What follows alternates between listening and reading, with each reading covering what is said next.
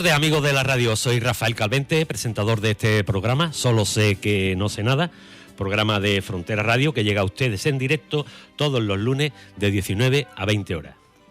Somos la emisora comunitaria de Jerez, una radio independiente, sin ánimo de lucro, sin publicidad y completamente autofinanciada.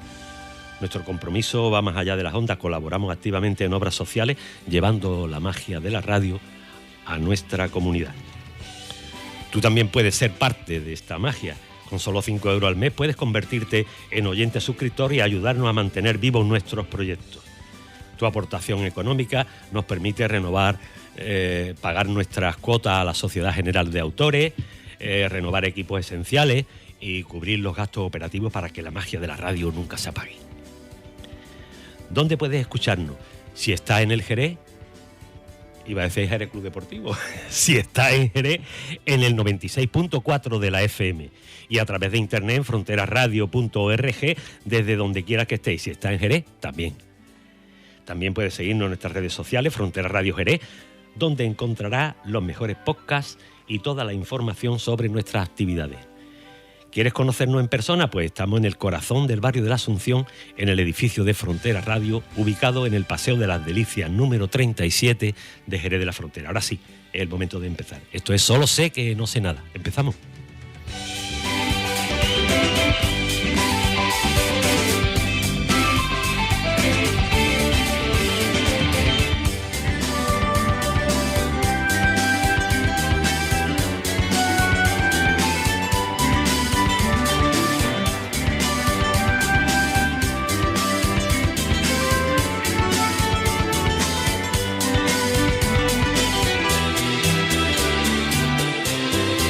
Bueno, pues como decía anteriormente, muy buenas tardes a todos.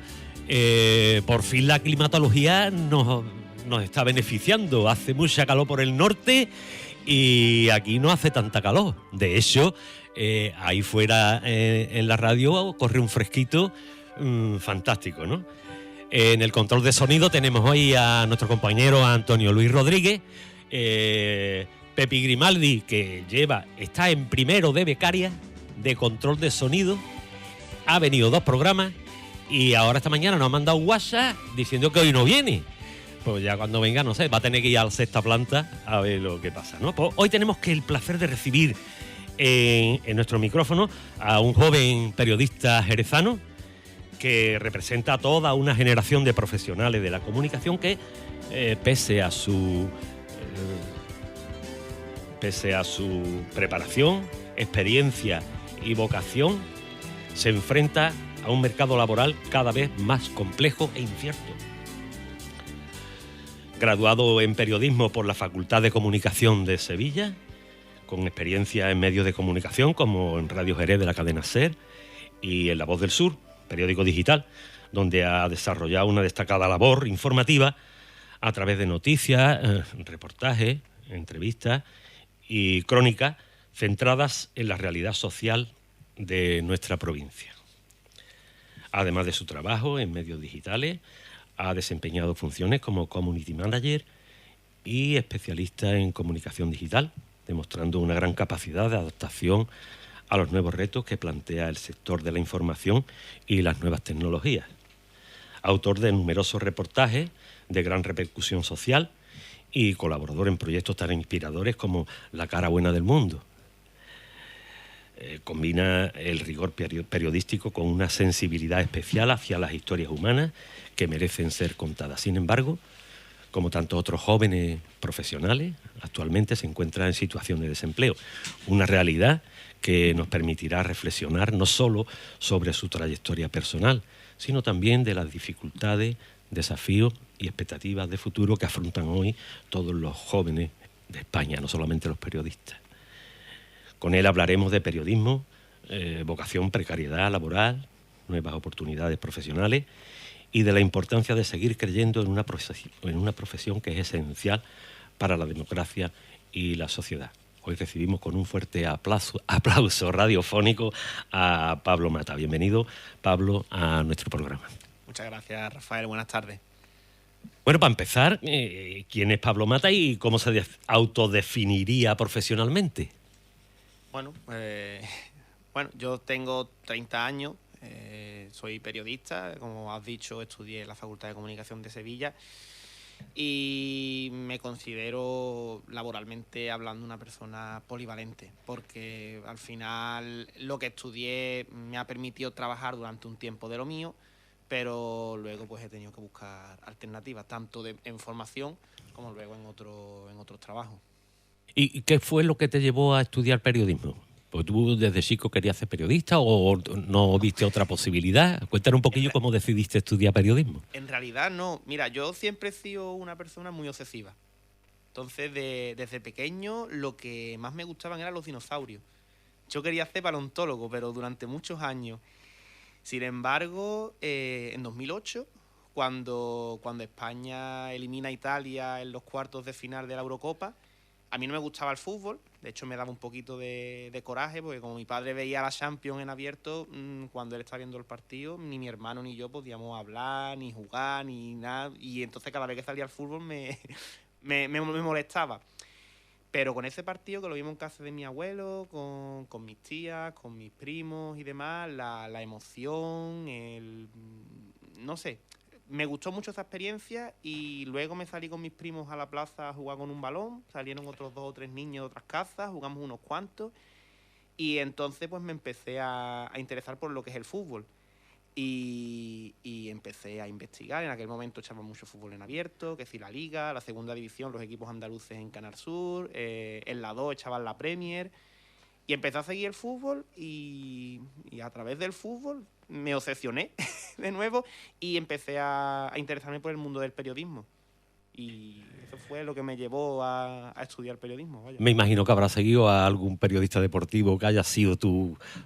Sí, de hecho, diría que el primer periodista deportivo que a mí me marcó mucho fue Axel Torres, que hacía un programa en Radio Marca, entonces era marcador internacional, y me gustaba mucho escucharlo, que era los sábados por la mañana, y lo escuchaba y luego ya empezaba pues todos los carruseles de partido, que si la Premier, luego ya más por la tarde empezaba la Liga. A mí me encantaba cuando era más chico, cuando estaba en el instituto y tal, me encantaba pasar los fines de semana jugando a la Play y escuchando la radio de fondo. Me podía escuchar un partido tras otro. Y creo que Axel Torres fue uno de los primeros periodistas deportivos que yo más seguí y me gustaba mucho cómo lo hacía. Tú no llegarías a escuchar a José María García y José Ramón de la Morena, ¿no? Ya eso es muy antiguo. No, eso es arcaico. Los conozco, pero no... Formaban una que no veas. Oye, ¿y cuál recuerdas tú que tu primera experiencia periodística? O el primer contrato, el primer sitio... A ver, durante la carrera, no recuerdo muy bien cómo, creo que ellos contactaron conmigo a través de Twitter, pero empecé a escribir en un periódico digital que se llamaba Babel Deportivo. Ellos eran, digamos, como amateur y solían llamar a gente que estaba en la carrera para que se foguearan un poquito y demás.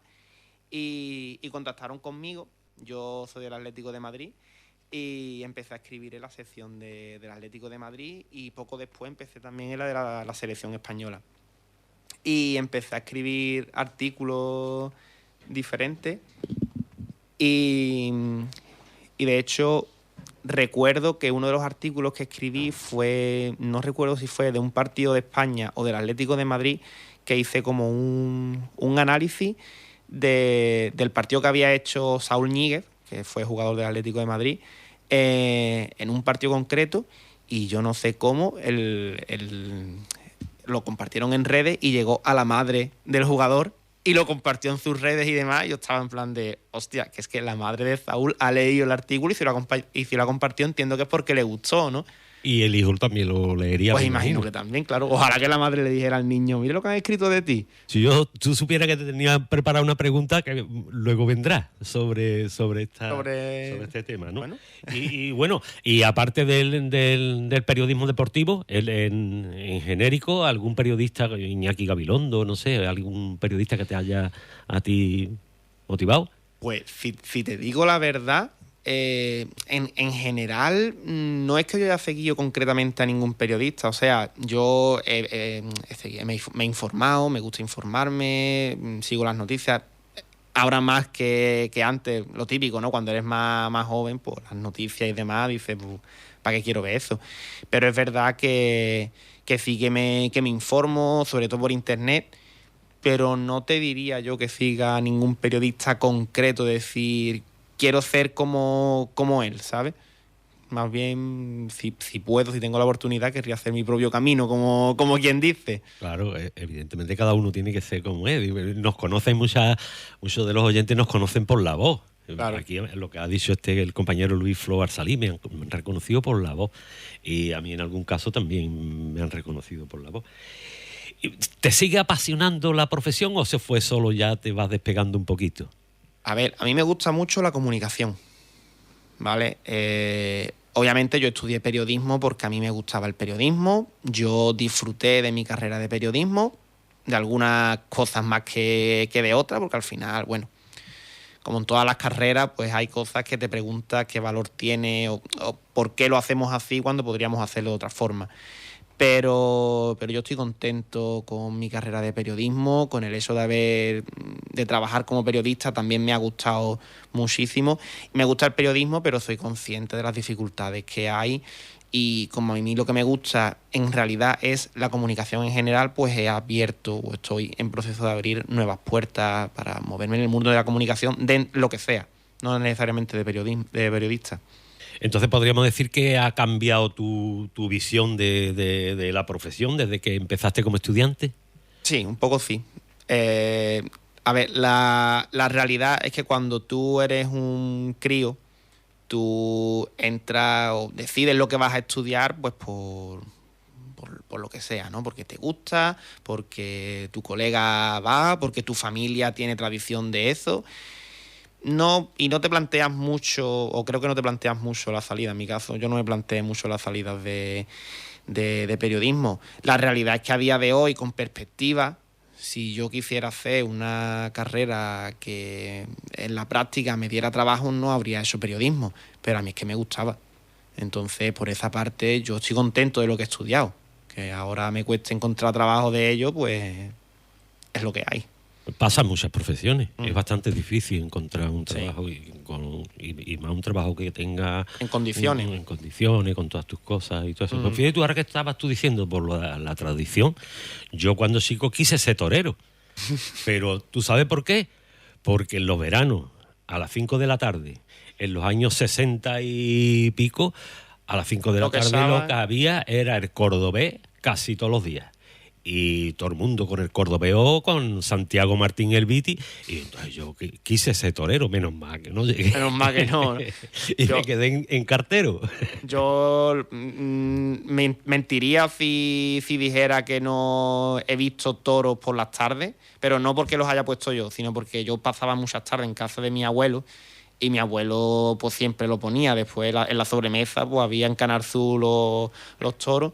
¿Y cuántas veces habré discutido yo con mi abuelo? ¿Pero cómo te puede gustar eso? ¿Pero cómo puede ver eso? Yo ya llegó un punto en el que directamente cuando él ponía los toros me iba yo para el cuarto de dentro, la tele chica y me ponía yo otra cosa. Oye, has hablado antes de la asignatura universitaria de periodismo. Como me diste a entender, me imagino que algunos de nuestros oyentes que habría alguna asignatura que había que suprimir o otra manera. ¿Hubo una asignatura en concreto que te marcara para decir de tantas cosas y algunas que... A ver, no necesariamente en el punto que te he comentado de esto se podría hacer de otra forma. Pero sí que había una asignatura que en la Universidad de Sevilla, y si nos está escuchando algún ex estudiante de periodismo en la Facultad de Comunicación lo sabrá, competencia comunicativa en primero de carrera era, digamos, como el filtro.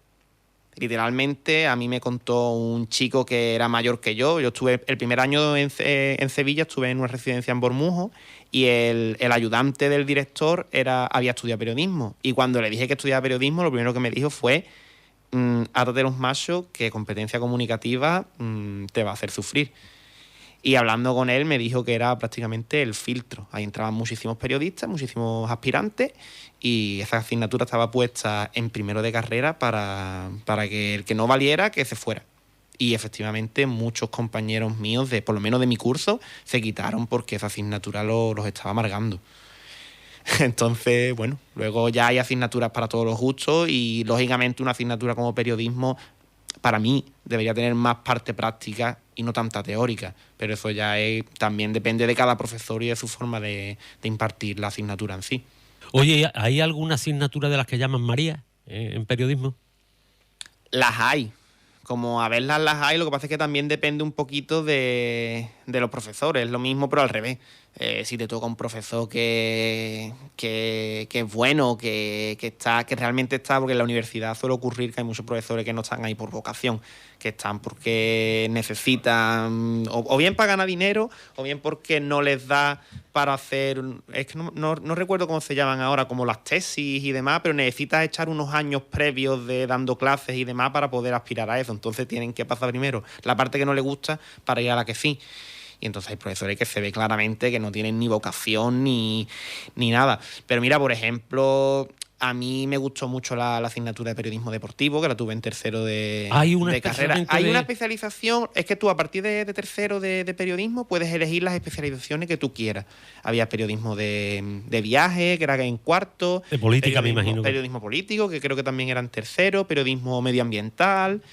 Había muchos tipos. Y claro, yo elegí periodismo deportivo. Y el profesor que nos dio periodismo deportivo era un tío enrollado y llevó la asignatura muy bien. Además, ese sí nos la llevó muy práctica y, de hecho, el trabajo final lo que nos encargó fue hacer creo que era una crónica, un reportaje y otra cosa más. Y, por ejemplo, me gestionó una acreditación para ir a cubrir un partido del Jerez Toyota Animauto, el de fútbol sala. Y la verdad es que fue una experiencia bastante chula. Y luego hice un par de reportajes y demás. Y ahí sí que aprendes a hacer... Es lo que tú decías antes, la práctica. Claro, más práctica. También hemos aprendido a maquetar en segundo de carrera. Hemos aprendido a maquetar lo que viene a ser para periódicos de los antiguos, digamos.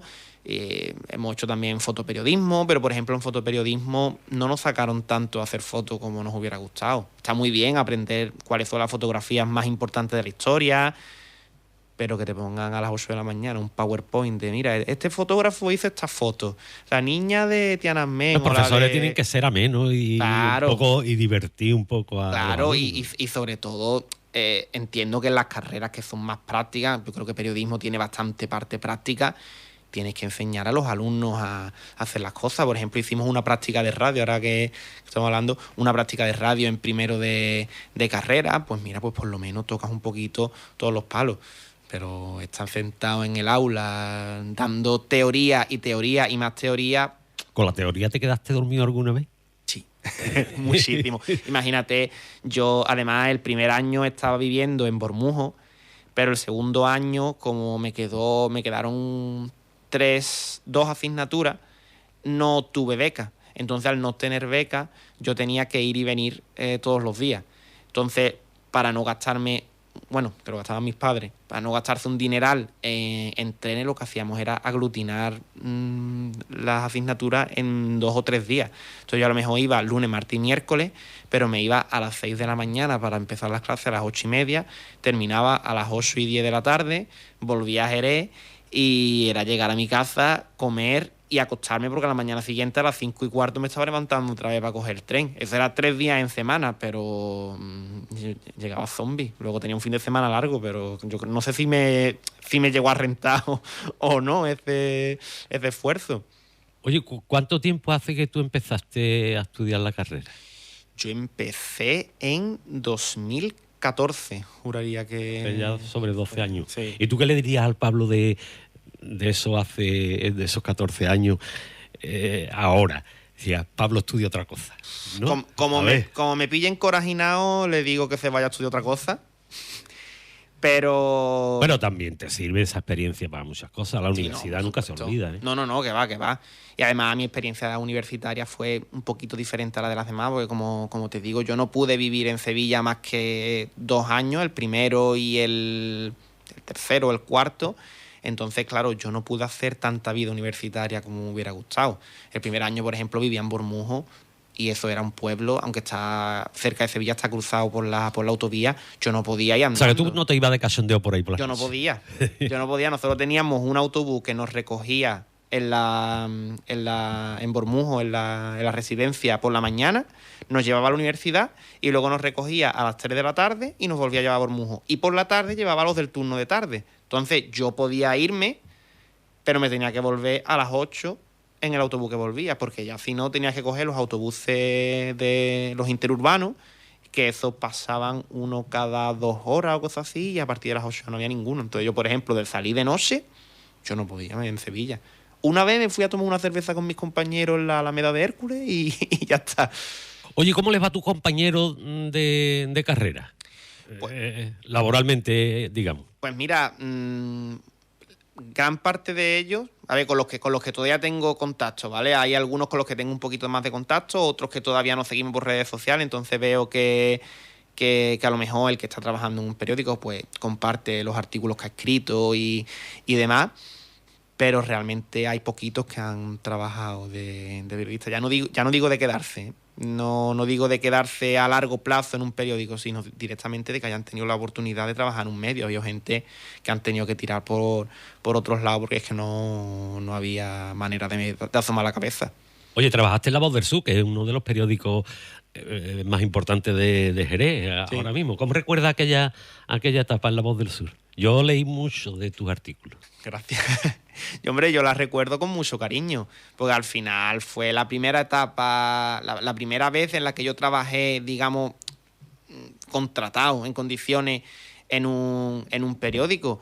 Y bueno, también fue una experiencia muy chula, porque al final tú haces tu trabajo de oficina, digamos, elaboras tus noticias y vuelcas notas de prensa, lo que toque ese día, pero también tienes un trabajo fuera que es increíble. O sea, que tú digas, pues el miércoles nos vamos a Arcos, nos entrevistamos con el alcalde, luego hacemos un reportaje en el restaurante tal y luego vamos a ver las obras que están haciendo en el castillo, del mirador, del no sé qué. La semana que viene nos vamos a Rota porque vamos a hacer un reportaje sobre la influencia de los americanos allí, ahora que empieza el verano, la temporada alta, otro restaurante. Al final, quieras que no, haces muchas cosas y cubre, pues no sé, ruedas de prensa, haces reportajes, de entrevistas con gente famosa o medianamente famosa. Bueno, esto no fue en La Voz del Sur, esto me ocurrió en Radio Jerez, pero también es un recuerdo muy chulo que tengo porque allí también cubrí mis ruedas de prensa y mis cositas. Pero me mandaron al Villa Marta a cubrir la presentación de una obra de teatro que se presentaba aquí en Jerez. Y claro, yo tuve que entrar por la parte de atrás para subir a la segunda planta, que es donde se hace un poco lo que viene a ser el salón de actos, ¿no? Y cuando voy entrando, coincido con una chica, una mujer. Hola, buenos días, ¿qué va? ¿A la rueda de prensa? Sí, no sé qué. Total, que voy subiendo, la chavala va subiendo delante mía y cuando gira para subir hacia la segunda escalera y le veo un poco la cara, digo, hostia, es que es María Adanes, Lucía de Aquí ni quien viva, que es que yo he crecido viendo Aquí ni quien viva. Yo me quedé flipado. Yo llegué a mi casa diciendo a mi madre que he visto a la pija de Aquí ni quien viva. Entonces, para mí son experiencias. Esta, ya te digo, es de Radio Jerez, pero también en La Voz del Sur he tenido muchísimas experiencias y de conocer a gente maravillosa que de otra forma no la hubiera conocido, y incluso de yo mismo aprender, porque al final también hay veces que te toca hacer un reportaje de algo que tú no manejas y quieras que no, pues te informas y lo que te cuentan te sirve a ti para aprender. Oye, ¿cómo era tu día a día de redactor? Me imagino que si, como has estado contando antes, te mandaban un día, echaba todo el día en Arco y posiblemente más, después tendría un día de descanso, sí, o tenía unos horarios fijos, estrictamente fijos. ¿Cómo funciona eso ahí en una redacción? Sí, a ver, tampoco que se piense la gente que yo estaba de excursión todos los días, no vaya a ser, ahora me va a escuchar Paco Sánchez Música, que fue mi jefe en aquel momento, decir, ¿este niño dónde iba? No es plan. Pero sí que es verdad que bueno, nosotros teníamos nuestro horario fijo, trabajábamos en aquella época, es que como yo entré justo después de la pandemia, los horarios se habían adaptado. Entonces trabajábamos presenciales allí en la redacción de 9 a 2, creo, o de 9 a 1, y luego echábamos el resto de las horas, las echábamos por la tarde, y mientras que cubriéramos un espacio de tiempo entre las 4 y las 8 o 9 entre todos los compañeros, pues podíamos, digamos, incorporarnos a la hora que quisiéramos para echar las horas que nos faltaban. Entonces, la verdad es que teníamos también un poco esa libertad, y bueno, nosotros trabajábamos en nuestra redacción, ya te digo, volcado de noticias, de notas de prensa, gestionábamos también, porque al final, imagínate, una visita, por ejemplo, como la que te he comentado, a Arcos, eso no dice me ato la manta a la cabeza y me voy a Arcos. Tú tienes que quedar con el alcalde, tienes que quedar con el dueño del restaurante, tienes que cuadrar también que el fotógrafo esté disponible para poderte acompañar para hacer las fotos. Entonces también tenía un poco esa parte de organización y luego de gestión de redes sociales, porque al final todos éramos un poquito community manager, al que le tocaba pues tenía que poner en el Facebook y demás. Oye, ¿es muy exigente Paco Sánchez Mújica? Digo por si me va a contratar a mí para saberlo. A ver, es exigente, pero en el buen sentido. Yo la verdad es que estuve muy, muy contento con él como jefe. Es cierto que si te tiene que dar un tironcito de oreja, te lo da, pero si te tiene que felicitar también, y eso se agradece, porque no en todos lados te señalan lo bueno. Hay muchas veces que te reprimen por lo malo, pero no... Tú también quieres que cuando lo haces bien o que sientes que lo has hecho bien, que te lo agradezcan. Y ahí la verdad es que no tengo ninguna queja con Paco. Ni con los compañeros, que también había gente. Obviamente yo fui el último que entré y los compañeros pues también te ayudaban al máximo. Oye, aparte de las noticias deportivas, que ya es lo tuyo, pero aparte de las noticias deportivas, ¿qué otro tipo de noticias disfrutabas tú haciendo? Pues mira, cuando estuve en La Voz del Sur, como ellos no tenían una sección de deportes como tal, al final yo empecé a tocar una parte más social y también una parte gastronómica. No nos vamos a engañar, yo voy a un restaurante y me empiezan a sacar platos que yo no me voy a poder permitir con mi sueldo en mi vida, pues quieras que no, poderlos probar, pues también está bien. Pero está muy bien, tanto la parte gastronómica, porque además nosotros enfocábamos los reportajes de una parte también más humana, no solamente pues yo hago estos platos, sino cómo ha llegado esta persona hasta aquí. Esta persona que antes trabajaba en la obra, cómo llegó a tener este negocio. Y eso también llamaba mucho la atención, el conocer la parte humana de la gente, que en muchos medios no se da tanta importancia, pues nos hacía diferente. Y también se disfrutaba porque, claro, al final la gente se abre contigo, y que se abra también hace que la conversación fluya más y que ellos mismos sean incluso más agradables, más cariñosos contigo. Oye, ¿qué importancia tiene el periodismo local en una sociedad tan globalizada? Yo creo que es importante. Al final, ten en cuenta que, sobre todo hoy en día, ya con las redes sociales y demás, estamos saturados de noticias y de información. Pero claro, las noticias y la información nos lo mandan pues quienes más pesan, y quienes más pesan son los informativos nacionales o internacionales. Entonces, claro, todos estamos al día de lo que ocurre con Donald Trump, del estrecho de Hormuz, de Netanyahu, de la matanza de Palestina, pero a nivel local también ocurren cosas. Y también es importante conocer que... Por eso está Frontera Radio. Por ejemplo. ¿Quién iba a decir que íbamos a traer aquí a Pablo Mata? Bueno, eso... Pero que puede resultar muy interesante, claro, para las emisoras locales, ¿no? Claro que sí. Yo siempre he pensado que hay que darle voz a todo el mundo. Incluso a las personas que a lo mejor, por el motivo que sea, pues no son tan conocidas, que son más de a pie. Porque al final, en nuestro día a día, el que nos permite que podamos, comer, el que nos provee, digamos, ¿no?, de cosas para comer, no es ni Donald Trump, ni Pedro Sánchez, ni Netanyahu, ni los jugadores de España. Es el frutero, la panadera, lo de la carnicería, lo de la pescadería. Creo que a todo el mundo realmente hay que conocerlo, no solamente a quienes más ruido hacen o a quienes más dinero tienen. Oye, entre todos tus trabajos, ¿de cuál de ellos te consideras más satisfecho? Después vamos a hablar de algunos de los que yo he leído tuyo que me han gustado. Vale. ¿Trabajo te refieres a lo que hayas hecho de todo, en la Voz del Sur, en otro sitio, yo qué sé? A ver... Es decir, yo no sé, yo traje un día a Frontera Radio a Iñaki Gabilondo, ¿no? Pues no lo sé, digo, pues ya. No, mira, a ver, mi etapa más larga obviamente fue en La Voz del Sur, entonces quizá los trabajos que yo más he disfrutado han sido en La Voz del Sur.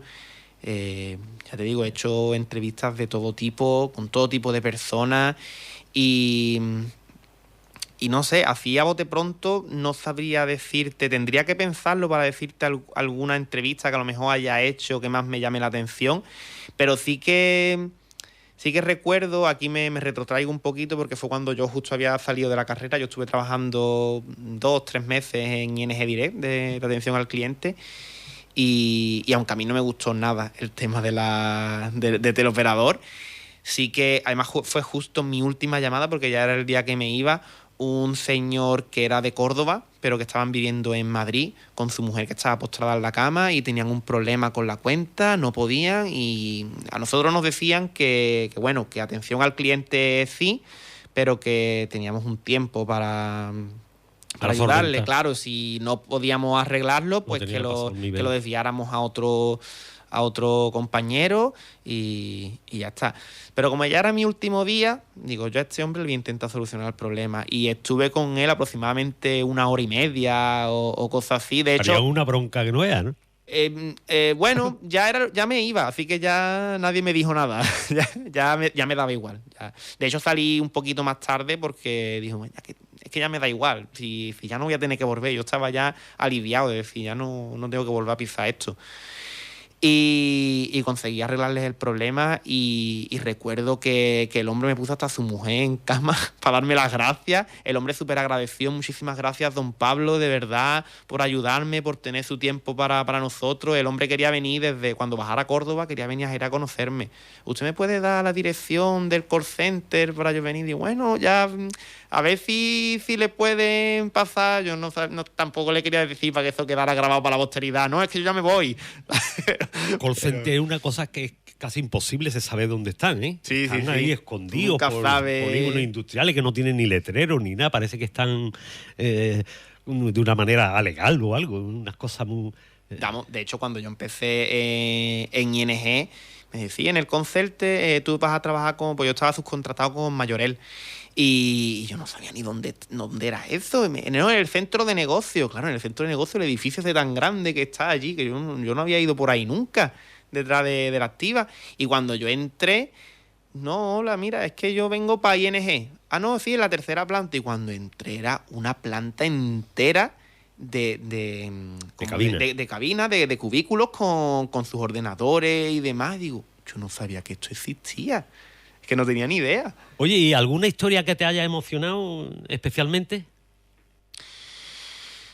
Que me haya emocionado... A ver... Yo no sé, yo te iba a decir, como te iba a decir, sí, que íbamos a hablar de uno de los artículos tuyos que a mí me gustó, el ¿sí? de los vendedores ambulantes de Jerez. Yo no sé si te acuerdas, pero a mí me gustó mucho ese reportaje. Ahora, la verdad es que me pilla, es que al final hice mucho... Ten en cuenta que era un artículo al día... Y yo estuve allí 1 año, entonces fueron un montón de artículos.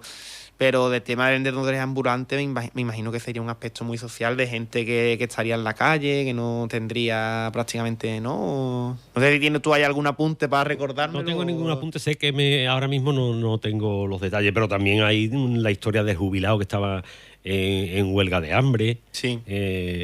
No sé, algunos artículos así. O por ejemplo, cuando empezó la guerra de Ucrania... dio la casualidad, eso también es una cosa mágica, podemos decir, de este trabajo, porque me mandaron a hacer como un reportaje publicitario, porque era la apertura de una tienda de un patrocinador del periódico. Me dije, bueno, ve allí, haz una pequeña noticia con fotito del fotógrafo tal, y resulta que el dueño de la tienda creo que eran evangélicos, y llevaron a un pastor evangélico para bendecir la apertura. Y hablando con él, yo no sé cómo salió el tema, me dijo que es que él había hecho ya 2 viajes a Ucrania para traer a personas aquí para salvarlas de la guerra. Y cuando se lo dije a mi jefe, me dice, cierra ya una entrevista con ese hombre. Y recuerdo, eso sí que lo recuerdo, ese reportaje con madres ucranianas que habían venido aquí con su hijo, algunas con los hijos a lo mejor más mayores, que se habían tenido que venir ellas solas y dejar a los hijos allí. Eso te deja el alma. Eso, un reportaje de ese estilo, de lo que ellos están pasando, de que, claro, ellos están aquí bien porque están lejos de las bombas, pero es que no pueden dejar de pensar en su familia que está allí sufriendo y que no se han podido escapar, ¿sabes? Y la verdad es que ese reportaje concreto me tocó. Este era el de las emociones. Pues sí, ese era. Oye, ¿tú crees que, aunque no pase ahora, que no pasa, pero ¿crees que el periodismo debe dar voz a quienes normalmente no la tienen? Sí, por supuesto. Pero que no pasa. No ocurre. Porque, vamos, de hecho, lo estábamos comentando antes fuera de micrófono. Al final, desgraciadamente, lo que prima hoy en día es el patrocinio. ¿Quién te da más dinero? Pues este es el que me entra. ¿Quién me genera más audiencia? Pues este es el que va a tener la camarita enfocándole. Si me da audiencia, me da dinero. Hombre, claro, es que esa es la cosa, que yo lo entiendo, que al final todo es un negocio, incluido el periodismo, todo es un negocio.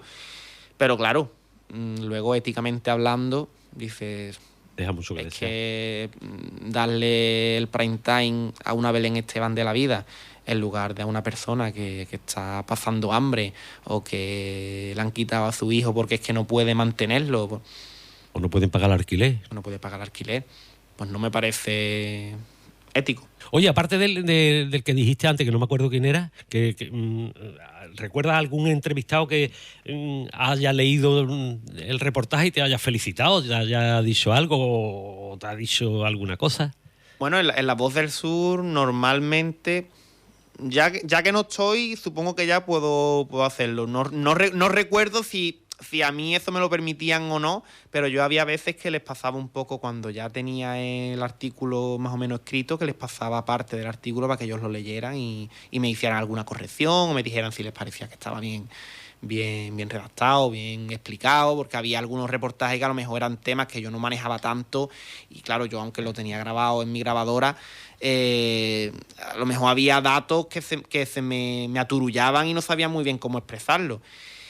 Pero por lo general, sí, la verdad es que la gente luego leía los artículos, oye Pablo, muchas gracias. Pues además, como eran también muchos artículos sociales, pues ten en cuenta que darle voz a quien no se la están dando, claro.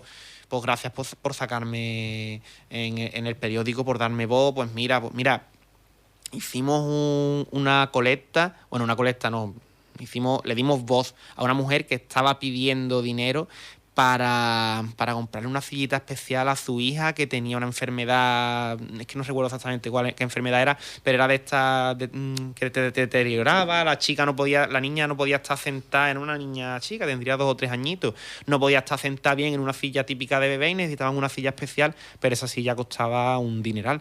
Entonces ellos habían hecho como una especie de crowdfunding y nosotros pues le dimos un poco esa voz para conseguir. Y recuerdo que la mujer me escribió poco tiempo después para darme las gracias porque se había puesto en contacto un empresario o alguien con dinerito de Jerez y le había hecho una donación muy importante. Entonces, bueno, eso te valora. Hombre, claro que te sube la moral. Que te alegra, dice, joder, qué bien, ¿no? Que ha llegado a la gente y la gente lo absorbió como lo he absorbido yo, como una historia humana y que necesita ayuda a la mujer. Oye, Pablo, ¿hay un tema que te gustaría investigar en profundidad algún día? Hombre, a verlo lo habrá. Así concretamente ahora mismo no sabría qué decirte. Pero probablemente sí que haya algo que me gustaría profundizar y meterme mucho para aprender más y demás. Pero no sabría yo decirte algo concreto. Bueno, y has trabajado como community manager. Sí, bueno, más o menos. ¿Y qué te ha aportado esta experiencia? Aquí tenemos un community manager también, ¿eh? Sí, a ver, hoy en día las redes sociales están en boga y se utilizan en todo. Entonces, mira, cuando yo estaba en La Voz del Sur, no había nadie que se encargara concretamente de las redes sociales, sino que cada uno, nosotros, aparte de nuestros turnos, pues teníamos que cada día de la semana pues alguien se encargaba de llevar las redes sociales. Cuando digo llevar las redes sociales, digo programar las publicaciones en Facebook para que fueran saliendo, no era mucho más. Y luego los fines de semana, pues si te tocaba turno, pues tenías tú que encargarte de todo eso el sábado y el domingo, de tener las publicaciones puestas. Desde el sábado a las 7 creo que empezábamos a publicar hasta las 12 de la noche. La Voz se publica cada media hora. Efectivamente. Más o menos. Efectivamente, y todo eso pues tú tienes que ir publicándolo. Obviamente los compañeros durante la semana van generando noticias, no entran en un día, todas las noticias que se hacen no entran, pues se van quedando como en un cajoncito. Y las noticias que no entran, pues el fin de semana pues se pueden ir poniendo un poco como de relleno, digamos, ¿no? Para ir colocando con todas. Y luego, cuando hice el curso de marketing digital y redes sociales, ahí estuve haciendo en una empresa valenciana, estuve haciendo, digamos, las labores, estuve en práctica, estuve haciendo un poco las labores de community manager. Yo llevaba la cuenta de TikTok de un restaurante, de un street food de Valencia. Y bueno, pues hacía con trocitos de vídeos que ellos me pasaban, pues hacía yo a lo mejor un pequeño montaje, programaba las publicaciones para que fueran saliendo y luego pues ya depende, también me encargaba de organizar las colaboraciones con los clientes y demás, porque nosotros trabajábamos con influencers. Entonces, pues, yo me encargaba un poco de hacer el calendario, ¿no? Tú vas a hacer una colaboración con tal, te cierro a ti con no sé cuánto, con este restaurante, tal y cual. Entonces, digamos que, bueno, toqué un poquito de... Mira que hay una política muy importante que empezó siendo community manager de un perro y fíjate a dónde ha llegado. Entonces, es obligatorio... Creo que sí, ¿no? Pero tú me lo dirás. ¿Es obligatorio para un periodista dominar bien las redes sociales? Hoy en día creo que sí. Tendría que haber incluso, habrá una asignatura de esto en el periodismo, ¿no? En la facultad la hay, pero como te he dicho antes, bueno, digamos que el hecho de que el profesor que nos daba, como me está escuchando, que el profesor que te dé periodismo digital no creyera en los ordenadores y te obligara a tomar nota con un boli y un cuaderno, no pegaba mucho. Pero bueno, en la facultad de comunicación pasaban esas cosas también de vez en cuando. Oye, ¿qué? Como tú conoces redes sociales, ¿cuál es la red social que consideras más útil para informar o para informarnos? Para mí, para informarme yo por lo menos, Twitter. Me niego a llamarla X, la verdad, pero es la que yo utilizo siempre. O sea, yo ahí tengo yo escroleo cada cada 10 minutos, cada 15 minutos. La verdad es que utilizo mucho el móvil y si no tengo que responder un WhatsApp o lo que sea, pues lo que hago es abrir Twitter y ahí busco información, pues, por ejemplo, ahora soy el más pesado del mundo buscando Jerez Club Deportivo para ver si fichamos a alguien, si renovamos a alguien, qué es lo que pasa con la tienda nueva. Entonces estoy ahí con Twitter, estoy metido todo el día. Y tengo también mis amigos yo juego a un videojuego online, entonces he hecho también quedadas por toda España y demás, y tengo amigos de toda España, pues también me conecto con ellos a través de Twitter.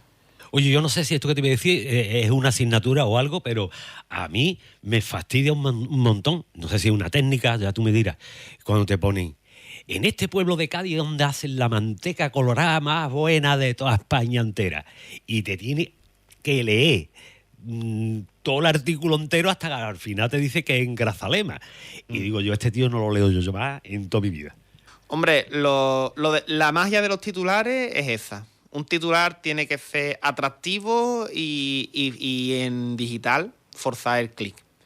Si tú pones en el titular que Grazalema hace la mejor manteca colorada de la sierra, pues la gente lo lee y dice, ah, vale. Pero si tú pones un poco, eso es lo que se llama el clickbait. Si pones Grazalema en primera, ya no lo lees. Ya nadie lo abre. Entonces, incluso si tú en la foto pones algo que identifica a lo mejor la manteca colorada y Grazalema, no. Pero volviendo un poco al tema del fútbol, si tú dices el Atlético de Madrid cierra este nuevo fichaje y sale la cara del jugador, pues dices, pues mira, pues han fichado a este. Ya está. Ya a lo mejor te vas a dar cuenta del Atlético de Madrid a ver si ya lo han anunciado. Pero el clickbait funciona así. Tú pones un... ¿Se llama eso clickbait? Clickbait. Ajá. Es el nombre, digamos... Aquí aprendemos siempre algo. ¿Verdad que sí? Pues en digital es así. Lo que viene es a buscar el clic. Llama la atención de la gente abre la noticia, una vez que abre la noticia ya tienes la visualización y ya si la gente se quiere ir, que se vaya. Ya eso da lo mismo. Lo importante es el clic. Oye, ¿tú crees que la inteligencia artificial, se habla en todos los programas de esto, es una amenaza o es una oportunidad? Yo quiero pensar que es una oportunidad. Obviamente, si su crecimiento es exagerado, se puede convertir en una amenaza. En su momento, yo personalmente considero que Internet y las redes sociales se convirtieron en una amenaza para el periodismo. Y el periodismo, bueno, capeando un poco el temporal, creo que ha sabido convertirlo en aliado un poquito. Pero la inteligencia artificial creo que va un poco por el mismo camino. Nos puede ayudar.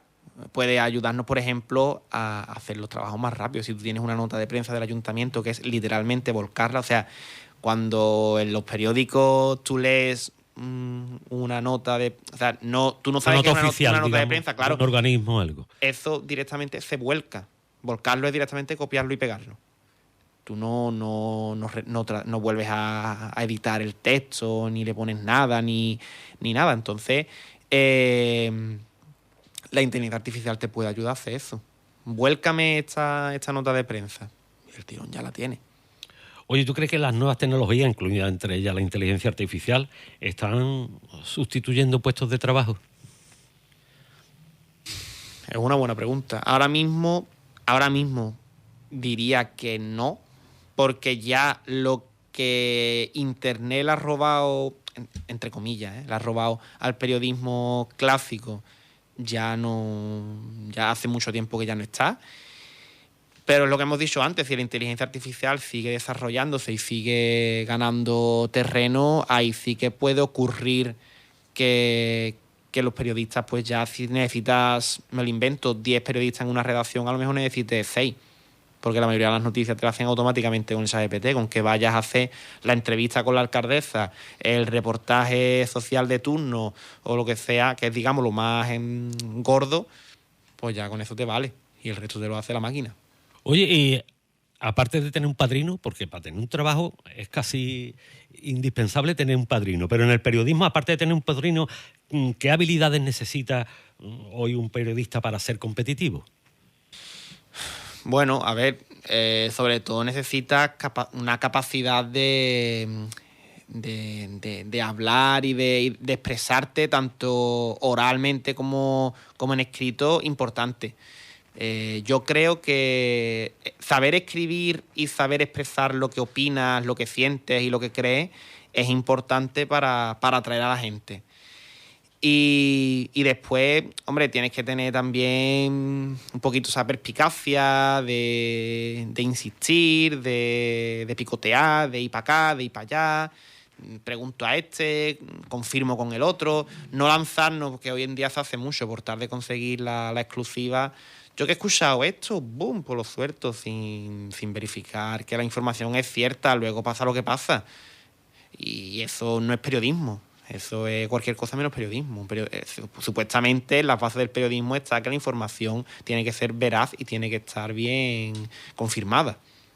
Oye, participaste en un proyecto, creo que se llamaba La Cara Buena del Mundo, o algo que iba dedicado a... Algo de eso he visto yo por ahí, en las redes sobre ti. Bueno, pues si no es así, es que estaba mal. No sé, ahora mismo me acabo de quedar un poco... No sé, quizás haya hecho algo con ese nombre, hacía a lo mejor más pequeño. Era un proyecto y contaban solamente noticias buenas, bonitas. No te ponían cosas... Me suena mucho, no te voy a mentir, Entonces, me suena muchísimo lo que es la idea, pero no tengo yo ahora mismo ningún recuerdo concreto de... Oye, me imagino que tú estarás mandando currículum por ahí. Sí. ¿Qué te contestan? ¿Qué te dicen? ¿Te dan alguna expectativa? Cuéntanos un poquillo de los currículums. Cuando me responden, que no suele ocurrir que me respondan, lo que hacen es darme las gracias y decirme, bueno, ya te tendremos en cuenta para futuros procesos. Y ahí se queda. Yo en Jerez, por ejemplo, he echado a varios medios y no he obtenido respuesta ya. Como te he dicho antes, yo ya no tengo fijación con el periodismo. Lo que quiero es trabajar en el mundo de la comunicación y si no, pues ya, pues lo que se pueda, donde te puedas asentar de la mejor manera posible. Entonces he echado en hoteles, en bodegas, pues no sé, un poco de todo, en alguna organización para su equipo de comunicación, porque luego, lógicamente, los proyectos también los tienes que publicitar y demás, pues donde sea. Pero por lo general no suelen responder mucho, por lo menos a mí. ¿Te has sentido frustrado en algún momento? Sí, mucho. Al final, ya son desde que terminé La Voz del Sur, no he vuelto a tener un trabajo fijo y duradero. He trabajado, pues, suelto, que si en el circuito, que si en una empresa de montaje y desmontaje de escenarios, pero cosas de días sueltos para el verano, poquita cosa. Entonces, a mí me gustaría poder asentarme en un lugar fijo. Y ya no me importa si no es de periodista. Obviamente me va a dar rabia decir, tío, estudié una carrera y al final estoy trabajando otra cosa. Pero es que hay que vivir, hay que ganar dinero para vivir. Claro. Entonces, Mira, yo empecé quisiendo ser torero y al final me quedé en cartero. la vida verdad, te lleva por donde... Y además encantado de la vida. Claro. O sea que no quiere decir... Los conocimientos los tienes. En algún momento te tiene que sonar la flauta por algún lado. Hombre, eso espero. De momento, ahora mismo no quiero yo hablar muy alto. Lo mismo, yo digo que tengo el síndrome de Tomás Roncero, que cada vez que digo algo ocurre lo contrario. Pero de momento tengo una entrevista pendiente a ver qué pasa. Oye, ¿y qué impacto tiene el desempleo en la autoestima de un profesional que sabe que es capaz de hacer ese trabajo? Que te deja... No solamente en un profesional, en cualquier persona que esté en desempleo durante mucho tiempo le hunde decir, ¿será que no valgo? ¿Será que no tengo lo suficiente para poder desempeñar este trabajo? En mi caso concreto, yo tenía una carrera y luego hice el curso de marketing digital y redes sociales, hice la especialización en inteligencia artificial y hablaba con mi madre y me decía, bueno, es que a lo mejor el problema es que para trabajar de periodismo y demás pues necesita idioma, ¿vale? Yo tenía el B1 porque era lo que necesitaba para sacarme la carrera.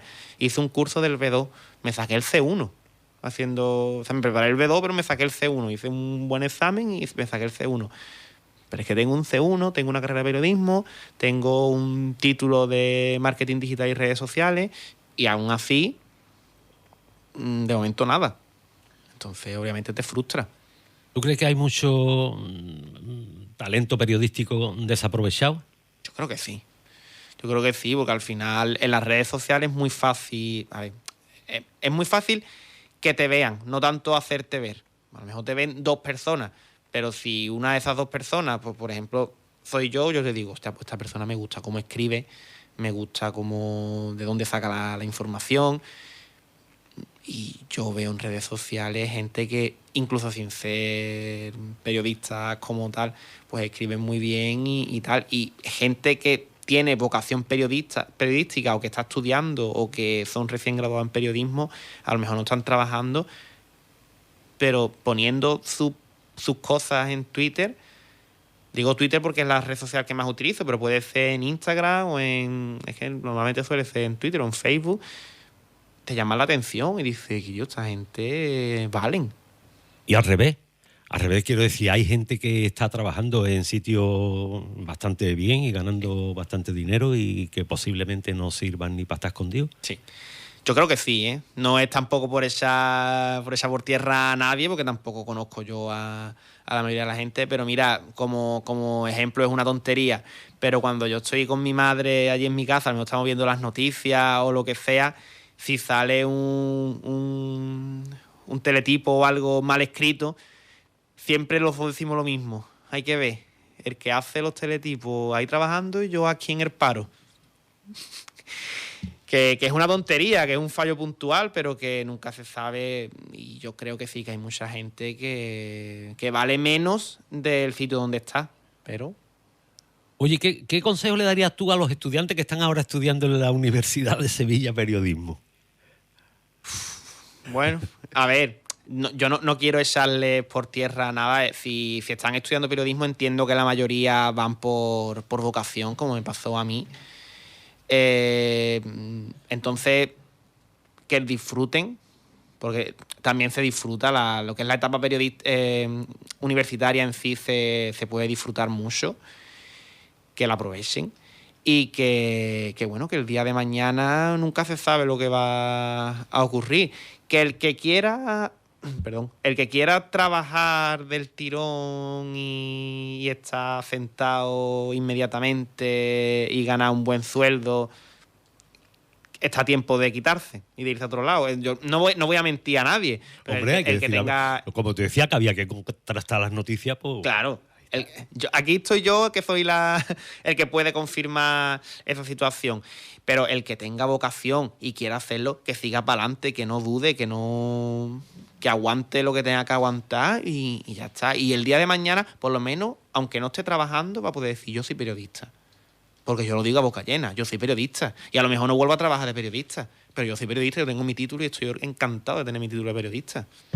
Bueno, Pablo, pues llegamos al final de esta interesante conversación con Pablo, a quien agradecemos profundamente su sinceridad, lo ha demostrado ahora mismo, ¿no? Su cercanía y su disposición para compartir con todos nosotros tanto su experiencia profesional como la realidad que viven muchos jóvenes periodistas y no periodistas en nuestro país.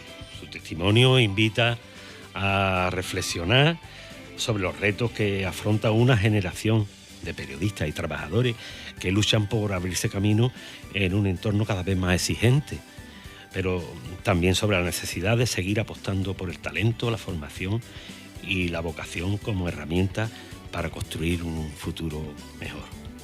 Desde aquí de Frontera Radio te deseamos toda la suerte del mundo en los proyectos que están por venir y esperamos volver a recibirte muy pronto para celebrar nuevos éxitos profesionales. Esperemos que sí. Muchísimas gracias. A nuestros oyentes, muchas gracias por acompañarnos una vez más. Les esperamos en nuestro próximo programa con nuevas historias, nuevas voces y nuevos motivos para seguir compartiendo este tiempo de radio. La semana que viene va a venir Teresita Larrañaga.